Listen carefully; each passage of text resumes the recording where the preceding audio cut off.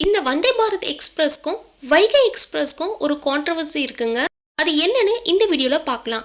நான் ரீசெண்டாக பார்த்தீங்கன்னா Chennai to Madurai Vaigai super fast எக்ஸ்பிரஸில் ட்ராவல் பண்ணியிருந்தேன். டோட்டலாக டிக்கெட் ஃபேர் 1 பர்சனுக்கு 190 rupees சார்ஜ் பண்ணுறாங்க. பட்ஜெட் ஃப்ரெண்ட்லியாக ட்ராவல் பண்ணணும்னு நினைக்கிறவங்களுக்கு இந்த வைகை எக்ஸ்பிரஸ் ரொம்ப கம்ஃபர்டபுளாக இருக்கும். கால் வச்சுக்கிறதுக்கு ஃபுட் ரெஸ்ட் இருக்குங்க.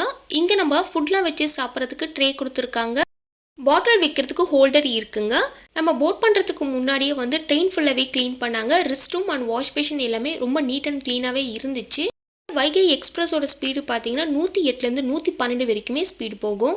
வைகை சூப்பர் ஃபாஸ்ட் எக்ஸ்பிரஸ் பார்த்தீங்கன்னா அரியலூர் ரீச் பண்ண உடனே கொஞ்ச நேரத்தில் சிக்னல் போட்டுட்டாங்க. வந்தே பாரத் எக்ஸ்பிரஸ் நம்மளை ஸ்பீடாக கிராஸ் பண்ணிட்டு போச்சுங்க. வைகை எக்ஸ்பிரஸ் 150 கிளம்புச்சுன்னா வந்தே பாரத் 250க்கு கிளம்பும். ஆனால் 1 ஹவருக்கு முன்னாடியே மதுரை ரீச் பண்ணிடும். இதோட டிக்கெட் ஃபேர் 1200. நீங்கள் ரொம்ப கம்ஃபர்டபுளாக ட்ராவல் பண்ணணும்னு நினைக்கிறீங்கன்னா இதை சூஸ் பண்ணலாம். தேங்க்யூ.